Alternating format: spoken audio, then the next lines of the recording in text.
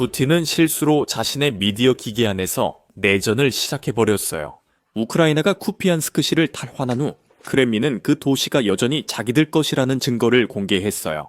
그들은 러시아군이 우크라이나 저항군의 소규모 집단만 소탕하고 있다고 주장했어요. 하지만 현지에 있는 군인들은 이 보고서에 동의하지 않고 너무 강하게 반대해서 지금은 러시아 전쟁 블로거들에게 무서운 진실을 유출하고 있어요. 알고 보니 러시아 부대는 아무것도 소탕하지 못했어요. 실제로 그들은 완전히 포위된 상태이고 최후의 수단으로 자신들 주위에 원형으로 지뢰를 설치했다고 전해집니다. 이제 러시아 선정아들이 크렘린에 공개적으로 위협합니다. 이 병사들이 죽으면 배신당한 영상 증거를 공개하겠다고 했습니다. 거짓말이 통제 불능이 되었고 푸틴은 정신을 잃고 있습니다. 이제 푸틴이 어떻게 들통났는지 살펴보겠습니다. 러시아 전쟁 후 블로거들이 러시아가 크리스마스에 쿠피안스크를 잃었다고 주장하기 시작했습니다. 크렘린은 그들이 틀렸음을 증명하려 증거를 공개했습니다. 그들은 봐라, 우리 군인들이 아직 도시에 있다며 영상을 공개했습니다. 그러니까 영상을 한번 보시고 그 다음에 제가 문제점을 지적해드리겠습니다. 제 콜사인은 우린이며 1427 부대 1중대 중대장입니다. 저는 쿠피안스크 페르보고 마야 거리에서 부대와 임무를 성공적으로 수행 중입니다. 우리는 계속 이 도시에서 우리의 위치를 지킬 것입니다. 우리는 계속해서 적의 소규모 무리, 즉 그들의 은신처에 숨어있는 적의 무리들을 소탕하고 있습니다. 저는 1486 기계화 소총연대의 돌격대 지휘관 콜로스입니다. 저희 부대는 쿠피안스크 유제품 통조림 공장에서 임무를 성공적으로 수행하고 있습니다. 보시다시피 이곳에는 우크라이나군이 없습니다. 앞으로도 있을 수 없고 결코 없을 것입니다. 저는 1855 부대의 중대장이고 제 호출명은 그라나이트입니다. 현재 저는 쿠피안스크시 중심에 있으며 제 부하들은 임무를 성공적으로 수행하고 있습니다. 승리는 우리 것이며 적은 패배합니다. 저는 1843 부대 2중대장 호출명은 타이푼입니다. 우리는 쿠피안스크에 있으며 적군이 있는 건물과 지하실을 소탕하고 있습니다. 적은요? 지금요, 이 병사들이 모두 한 방에 앉아 있었던 데에는 이유가 있습니다. 실제로 이 병사들이 쿠피안스크에 있는지 확인할 수 있는 랜드마크가 없었기 때문입니다. 더 많은 증거가 필요하면 걱정 마세요. 러시아 국방부가 영상을 함께 공개하며 성명을 냈습니다. 그들은 쿠피안스크가 러시아의 통제해 있다고 말했습니다. 러시아군은 이제 소규모 우크라이나 부대를 격파하고 건물과 지하실에 흩어진 적군을 소탕하고 있습니다. 이제 정말 신뢰할 수 있겠죠? 젤렌스키가 시내 중심과 표지판 앞에서 영상을 찍었으니까요. 러시아인들은 위치를 모르는 건물에서 단순히 영상을 찍고 있습니다. 하지만 여러분도 짐작하셨겠지만 이 보도 이후 러시아 언론계에서는 축하하는 사람들이 많았습니다. 하지만 러시아 내부의 모든 사람들이 크렘린을 믿고 있던 것은 아니었습니다. 실제로 전선에 있는 군인들과 직접적으로 연결되어 있거나 직접 통제할 수 있는 러시아 전쟁 블로거들이 많이 있었습니다. 이들은 크렘린과 러시아 국방부가 거짓말을 한다며 모두가 푸틴에게 거짓말을 한다고 주장했습니다. 이제 러시아 내부에서 일종의 내전이 벌어지고 있는 것처럼 보이며 이 전쟁 블로거들은 자신들만의 증거로 맞서 싸우고 있습니다. 이 보고서를 보세요. 민스크에서 쿠키를 대접받던 이들이 쿠피안스크에서 위기 대응 쿠키 제작을 지시했습니다. 많은 러시아 텔레비전 진행자들이 크렘린에 통제된다는 말입니다.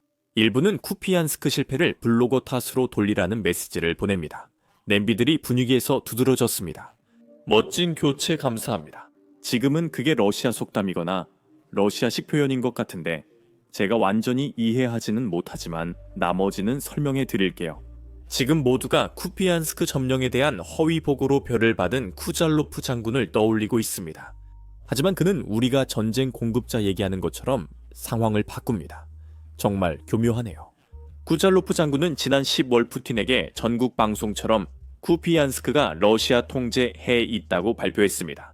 하지만 사실이 아니었습니다. 우리는 젤렌스키가 그 도시에 가는 걸 봤고 이 장군이 모스크바에서 사망했을 수도 있다는 보도도 있습니다. 공식적인 확인이 없어서 사실인지 알 수 없고 그냥 소문만 돌고 있습니다. 사실이 아닐 확률이 높아요. 사실이라면 공식 확인이 있었을 거니까요. 이야기를 이어가며 현장에서 발전을 돕는 분들에게 주어지는 상에 대해 이야기해봅시다. 그분들은 그런 상을 훨씬 덜 자주 받고 어떤 분들은 아예 받지 못하기도 합니다. 작가는 그런 사례를 여러 개 알고 있으며 거짓 보고서를 제출하는 이들도 있습니다. 많은 인사 담당자들도 이미 남성들에게 직함을 주기 시작했습니다. 하지만 많은 사람들은 이런 방식이 상의 가치를 단순히 낮춘다고 생각합니다. 이것은 우리가 이전 영상들에서 이야기했던 내용입니다. 왜냐하면 많은 러시아 분석가들이 이것을 지적하고 있기 때문입니다. 러시아 시스템은 거꾸로 만들어진 것 같아요. 예를 들어 전선에서 일어나는 일을 거짓말하면 어떻게 될까요? 그냥 낙관적인 보고만 하면 상을 받고 승진도 합니다.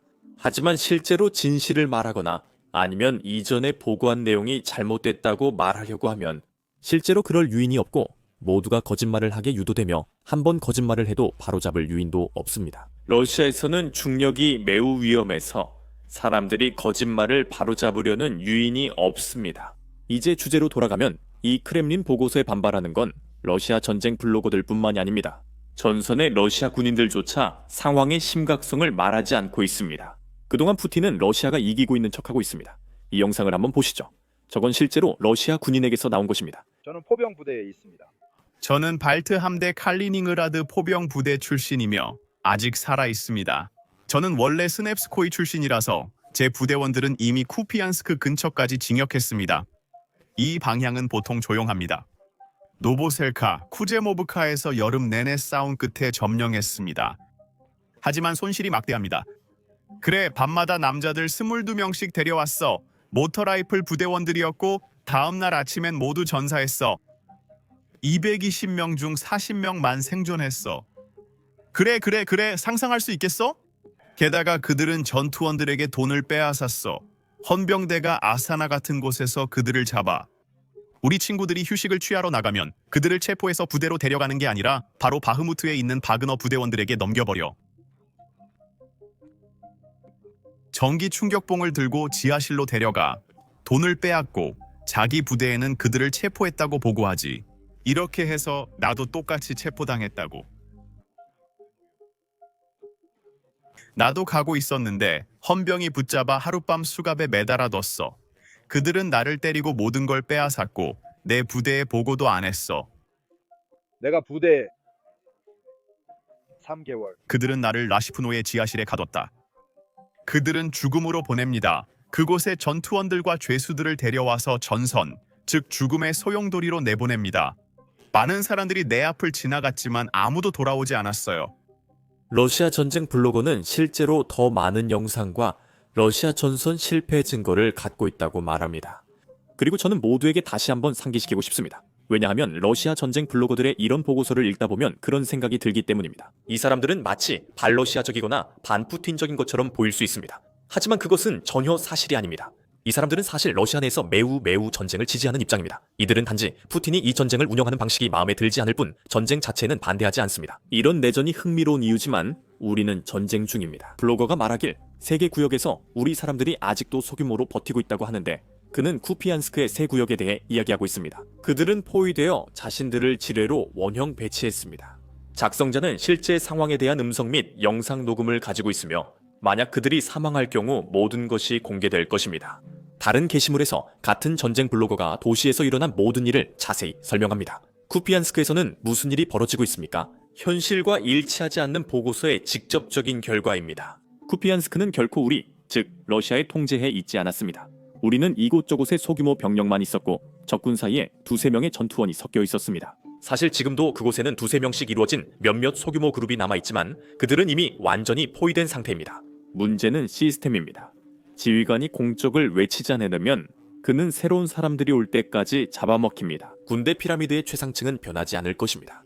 공적에 대해 체계적으로 보고받는 최고 사령관만이 군대 피라미드의 구조를 바꿀 수 있습니다. 현재 최고 사령관은 푸틴입니다.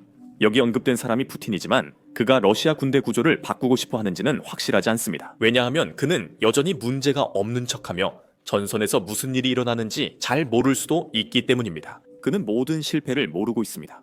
제 생각엔 푸틴이 휴대폰이 없어 온라인 뉴스를 못 보는 것 같습니다. 그가 듣는 건 페더럴 세큐리티 서비스 요원들과 그의 친구들이 말해주는 것뿐이라서 그들이 그냥 그에게 거짓말을 하고 있을 수도 있습니다. 다시 보면 그는 자기 정보에만 빠져 있는 것 같습니다. 왜냐하면 그가 최근에 연 기자회견에서 우크라이나에 경고하면서 우크라이나인들이 항복하지 않으면 자신이 도네츠크 지역을 점령하겠다고 말했기 때문입니다. 군사적으로 러시아군이 장악했다고 여겨지는 도시들에서도 밀려나고 있습니다. 이 보도를 한번 보시죠. 하지만 오늘 여러분의 보고와 우리가 접촉선에서 관찰하고 있는 속도를 보면 우크라이나 군대가 아직 점령하고 있는 영토에서 철수시키려는 우리의 관심은 사실상 제로에 가깝게 줄어들었습니다. 그 영토들은 사실상 완전히 다른 여러 가지 이유들로 인해 그리고 키예프 당국이 평화롭게 문제를 끝내길 원하지 않는다면 우리는 특별 군사작전 과정에서 우리 앞에 놓인 모든 임무를 군사적 수단으로 달성할 것입니다. 무장한 이런 영상들, 즉 드론 공격 장면을 많이 보여주는 영상을 만들 때의 문제 중 하나는 영상에서 인간이나 러시아 군인이 다치지 않더라도 있다는 점입니다. 유튜브는 종종 저희 영상의 수익 창출을 제한하는데 실제로 지난주 전쟁 관련 영상 4개가 제한됐습니다. 드론 공격 장면이나 심지어 전선에서 촬영된 영상조차 광고주 친화적이지 않기 때문에 그래서 영상들이 제한되는 것입니다. 하지만 이것이 현대 전쟁의 현실이고 이것이 우크라이나인들이 싸우고 살아남으려 애쓰는 전쟁입니다. 그래서 우리는 이것을 모두 다루는 것이 중요하다고 믿고 있고 그래서 저희만의 플랫폼인 베이식스 인사이더를 시작하게 된 것입니다. 우리는 처음부터 직접 만들었기 때문에 아무런 제약이 없습니다. 우리는 드론 공격 영상을 흐릴 필요도 없고 최전선 영상을 흐릴 필요도 없으며 러시아 공군 기지가 파괴되는 장면도 흐릴 필요가 없습니다. 게다가 우리는 사이트에 광고를 전혀 게재하지 않기 때문에 광고주가 우리가 다루는 내용에 불만이 있어도 스스로 검열할 필요가 없습니다. 우리는 광고 없이 여러분의 후원으로 사이트를 운영합니다. 이런 보도에 관심이 있다면 그리고 검열되지 않은 영상을 시청하고 유튜브에는 올릴 수 없는 보너스 콘텐츠도 보고 싶으시다면 꼭 basicsinsider.com에 가입해주세요. 설명란 링크 클릭이나 화면 QR코드 스캔 모두 가능합니다. 가입하시면 이미 업로드된 모든 콘텐츠와 앞으로 업로드될 모든 영상을 시청하실 수 있습니다. 여러분의 후원이 저희 취재와 채널 운영에 큰 힘이 됩니다. 감사합니다. 저는 샘이고 다음 영상에서 뵙겠습니다.